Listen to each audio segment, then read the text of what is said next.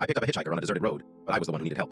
It was late, and I was driving home after a long day. The road was empty, just me and the endless stretch of dark highway. The only sound was the hum of my engine and the occasional rustling of the wind outside. I had driven this route hundreds of times before, but tonight felt different. There was an odd stillness in the air, like the world had gone quiet. As I rounded a bend, I saw a figure standing by the side of the road, their thumb out. At first, I hesitated. I knew better than to pick up strangers, especially out here, but something about the person's appearance struck me. They looked desperate. I pulled over, my mind racing. The figure approached the car and got in without saying a word. Their eyes were wide, almost frantic, but they were calm. Too calm.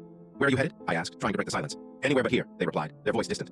I figured they had just been stranded, and we drove in silence for a while. The headlights cut through the darkness, revealing nothing but the empty road ahead. I glanced at them in my rearview mirror. Their eyes were locked on me, but there was no expression, just an unsettling stare.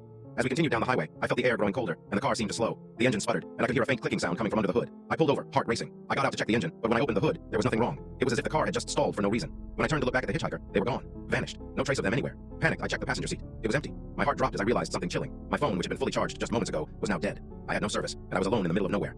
Then, I heard it. A whisper. Soft at first, but growing louder. "I'm still here." I turned around, but there was nothing.